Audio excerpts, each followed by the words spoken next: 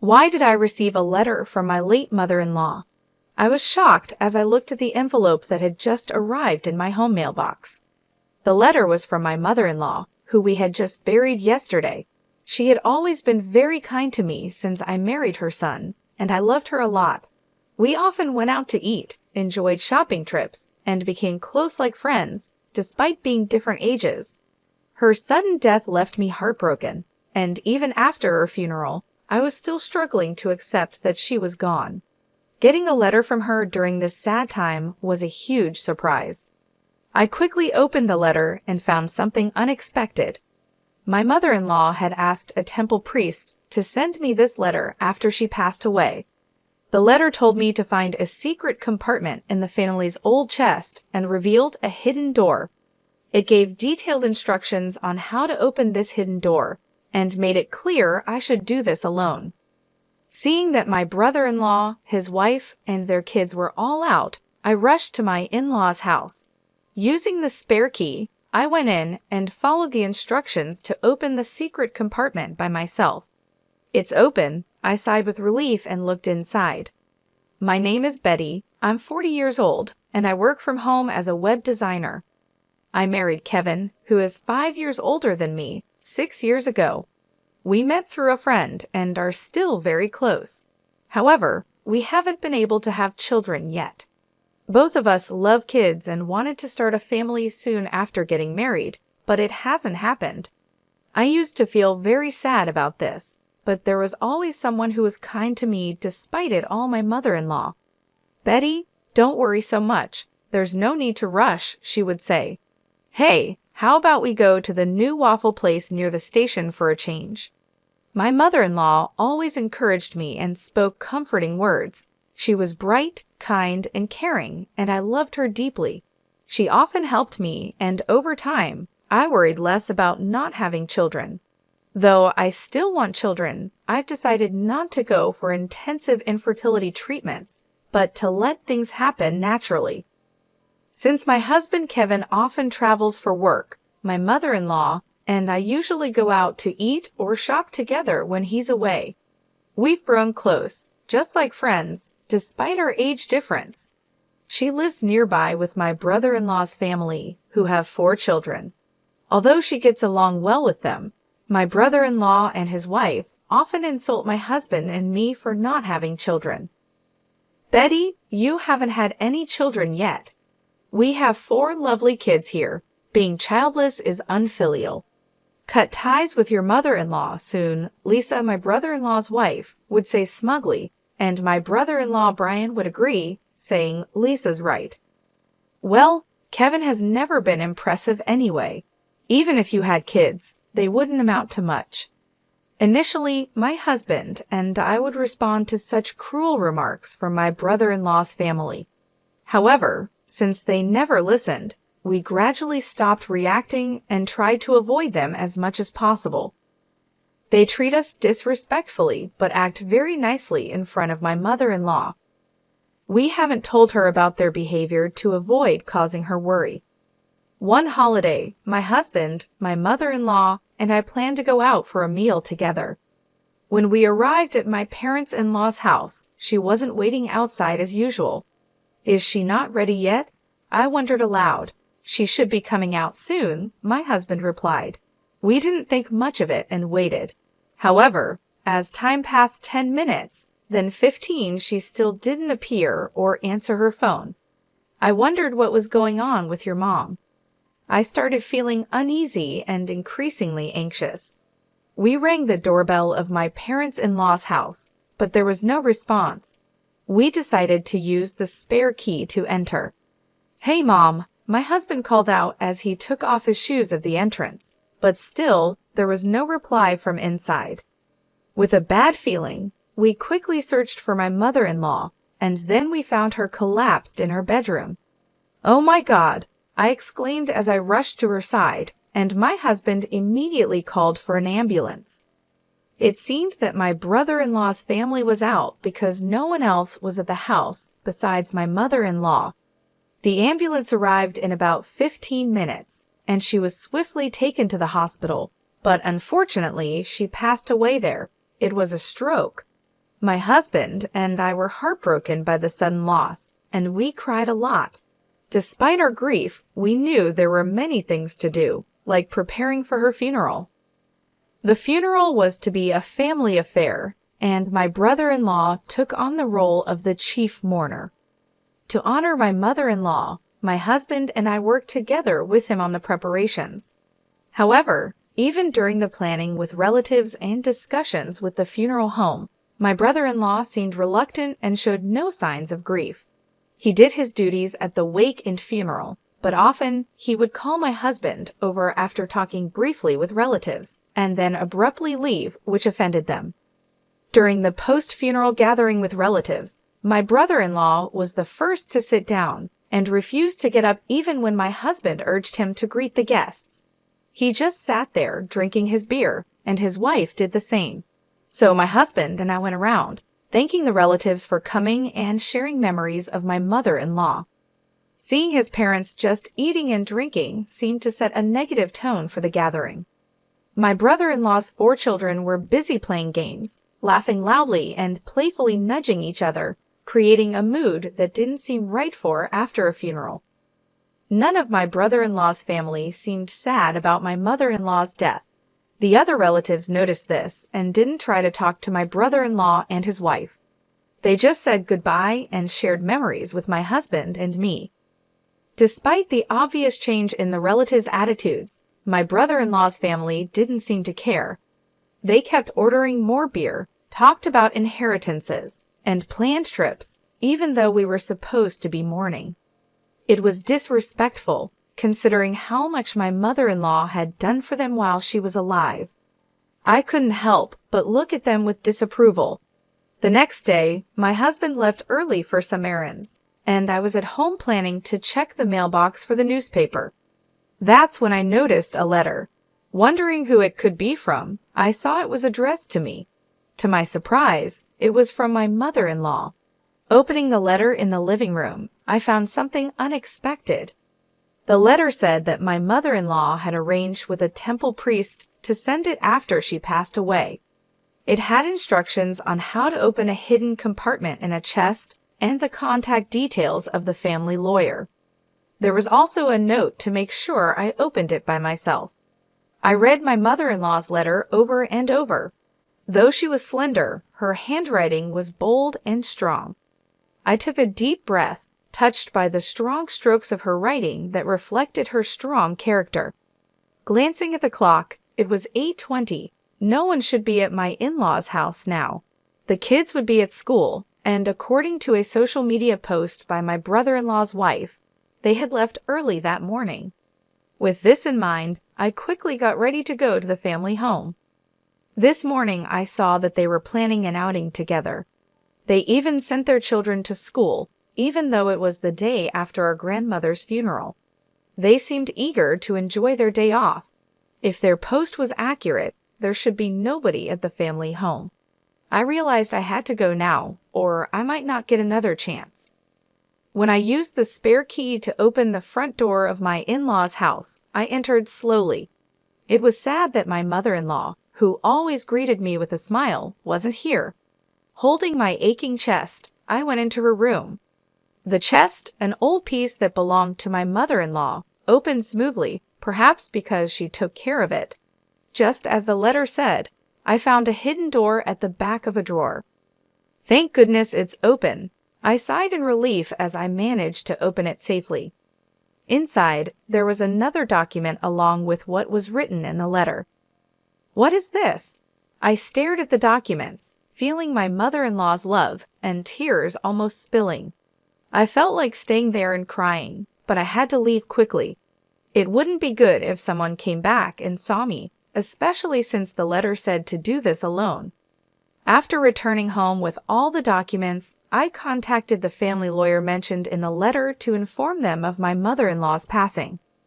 Just as I was about to reach out to my husband and my brother-in-law's family to see if we could all gather this weekend, I received an email. It was from my sister-in-law, urging us to meet at my in-laws' house this weekend for some important news. Despite feeling uneasy, declining seemed odd, so I agreed to her proposal. Over the weekend, I went to my in-laws' house with my husband, feeling nervous about the discussion.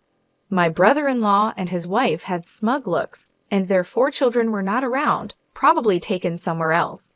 As soon as we sat down, they presented a document. "This is the will left by my mother-in-law," my sister-in-law announced loudly. The signature on the will was indeed my mother-in-law's, and it stated that all assets would go to my brother-in-law and his wife. "See, it's written here that we get everything, so unfortunately, you won't get any inheritance." "Too bad, huh?" My brother-in-law laughed mockingly, his expression ugly, while my husband looked bewildered. I stood up quietly and brought in the lawyer who had been waiting outside. "Ah, who is this?" my brother-in-law and his wife asked, puzzled by the sudden appearance of the lawyer. My husband, who didn't know the lawyer was there, was also surprised. "This person is the lawyer whom my mother-in-law trusted during her life," I explained briefly.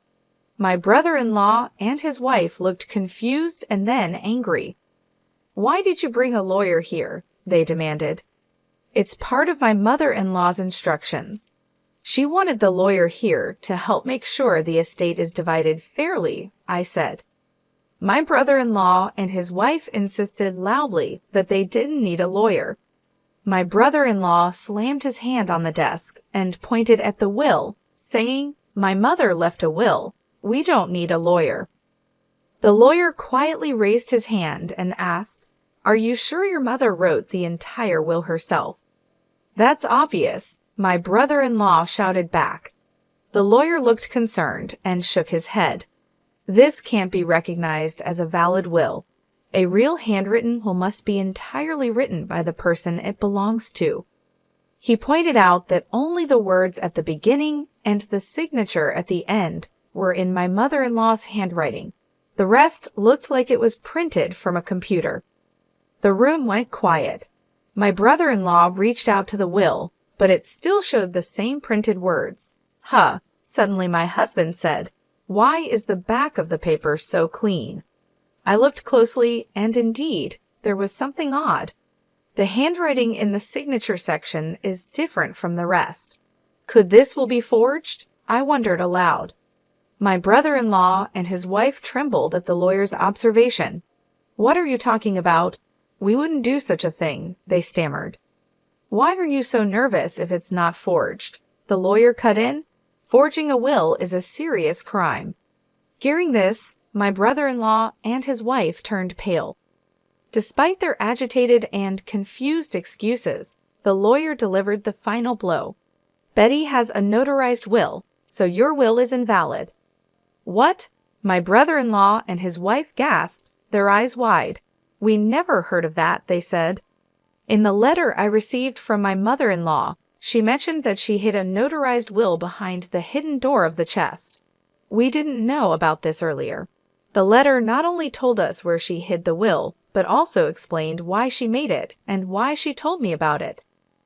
My mother-in-law had been feeling her health decline and had prepared the will because she probably suspected that my brother-in-law and his wife might tamper with it.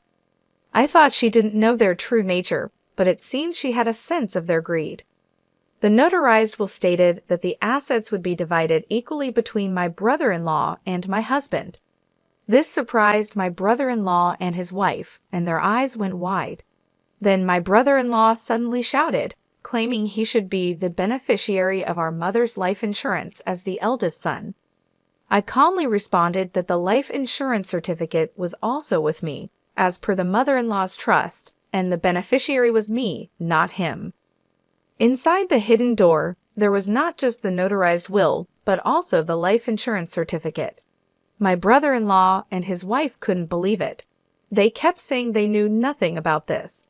The lawyer explained that changing the beneficiary of a life insurance policy doesn't necessarily require informing the original beneficiary. My brother-in-law was upset and slammed the table. My husband turned to me, anxious, and asked when his mom had entrusted these things to me. I smiled and explained that it was written in the letter from his mother. She had wanted to tell him too, but she was worried that if both of us knew, his brother and sister-in-law might become suspicious, so she trusted only me with the information. While my husband and I were talking, my sister-in-law burst in hysterically. She couldn't accept that we, who hadn't even shown her children to my mother-in-law, would inherit her estate. "This is ridiculous," she exclaimed. "I can't accept this at all," my brother-in-law chimed in, his face turning red as he shouted. "You unlucky bunch have no right to Mom's estate. We were living here just for her inheritance, splitting it equally. Don't make me laugh. The inheritance is all ours," he continued. My sister-in-law joined in, shouting and adding to his selfish claims. "We have 4 children. As compensation for you not showing my mother-in-law any grandchildren, you should give all of her inheritance to our children for their future. We have shown her 4 grandchildren, so we are much more deserving than you." Despite my sister-in-law's aggressive tone, I stayed calm. "What you're saying doesn't make sense. Please calm down," I said. My calm demeanor seemed to infuriate her even more. "Your calm attitude annoys me so much. Just give us the money already. You're a useless, childless woman," she yelled and lunged at me. My husband and the lawyer stepped in, but before they could stop her, my sister-in-law punched me in the head. Ouch! She had several large rings on her fingers, so it felt like being hit with makeshift brass knuckles. I cried out in pain. "Stop it." My husband and the lawyer pulled my sister-in-law away, but she tried to reach for me again in her agitated state. "Give us the inheritance. I deserve it all more than you do. I have 4 children," she shouted, her eyes bloodshot and her face twisted with anger. My brother-in-law egged her on, encouraging her to hit me more. Enraged, my husband called the police. When the police arrived shortly after, he and the lawyer explained the situation. My brother-in-law and his wife were then escorted away by the police. My husband and I thanked the lawyer and decided to send him home for the day. What was supposed to be a discussion about creating an estate division agreement turned into a chaotic ordeal.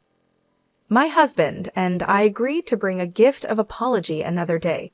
He was deeply concerned about me being hit by my sister-in-law, but seemed relieved when I told him the headache had completely subsided after the tumultuous events. I murmured, "It's been quite an intense time." Then my husband brought up something unexpected. "Hey, Lisa seems to constantly talk about the children. You know, she always boasted about showing Mom 4 grandchildren and how great she was. And don't you think she's overly fixated on money?" Indeed, my sister-in-law had been excessively promoting her children and seemed really focused on money during the earlier argument. "Well, she has been quite vocal about the children for a while, and her obsession with money was indeed extreme. Her expression while hitting me was terrifying," I replied. "Yeah, you're right. It's a bit abnormal," he said, and then fell silent. "What's wrong? Is there something bothering you?" I asked, not understanding what he was getting at.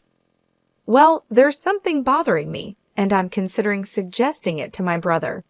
I think it might be a good idea to have DNA tests done for their 4 children." My husband's response surprised me. "DNA tests?" "Yeah, and I'm also thinking about proposing a background check on Lisa. Something doesn't sit right with me. It's just a gut feeling." Although I thought it might be unnecessary, my husband's intuition had been accurate in the past. "Okay, if that's what you suggest, let's propose it to your brother later on," I agreed. When my husband told my brother-in-law about the idea, he ridiculed and yelled at him extensively. "Just because you don't have kids yourselves, don't doubt ours," my brother-in-law shouted. But before parting ways, he took some materials about DNA testing from my husband. Perhaps he had some doubts as well. The first revelation came from the DNA testing between my brother-in-law and his children. It turned out that 3 out of the 4 children didn't share his blood. I was a bit suspicious of the youngest child because they didn't look much like any of us, but I was surprised about the middle one too. My husband was speechless, and my brother-in-law decided to investigate his wife's background thoroughly. The results were shocking. It turned out that my sister-in-law had relationships with multiple men even before marrying my brother-in-law. Recently, her affairs were discovered by the wives of her lovers, who then demanded compensation. Since my sister-in-law was at home more often than my brother-in-law, she was able to hide any evidence like registered letters. The compensation demanded was far more than she could afford from her earnings or savings.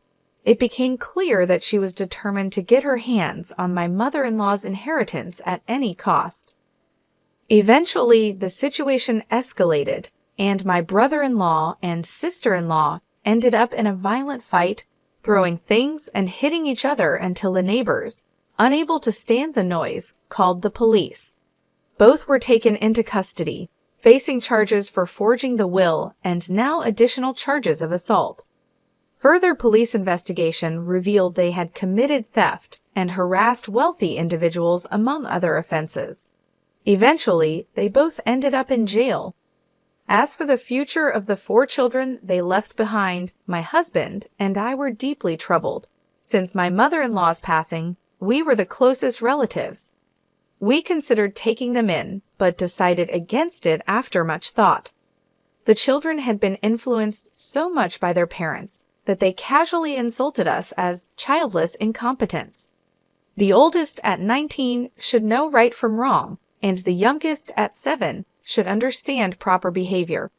Yet they smirked and insulted us every time they saw us, even with their parents in trouble. Our 16-year-old nephew said we'd be better off raised by childless idiots, which was more than we could bear. Facing such hostility, we couldn't find any affection for the children or any hope of raising them to be decent people. Ultimately, we contacted my sister-in-law's parents and decided to sever ties with the children. It seems the children understood our decision, as our nephew said, "I'd rather live in Grandma's old shack than with the brainless, childless couple." With those words, we felt it was best to leave things as they were. We haven't told the children that the younger 4 aren't biologically related to my brother-in-law. Whether we share this fact or not, we leave it to the relatives of my brother-in-law and his wife to decide. My husband and I decided to move to a distant place, using the inheritance from my mother-in-law to start anew. We moved to a place full of greenery and nature, where we quickly felt at home. There's a charming waffle shop near our house, and every time we pass by, we wish my mother-in-law could have visited it with us. Soon after the move, I found out I was pregnant. When the Prig-Betty test showed a positive result, I couldn't help but scream with surprise and happiness. Later, the doctor confirmed that I was indeed pregnant. Both my husband and I cried tears of joy as we hugged each other. My mother-in-law would have been so happy if she were still alive. Additionally, the business plan I had been secretly preparing is progressing well. Both my husband and I are working hard, looking forward to the arrival of our child and enjoying fulfilling days full of happiness.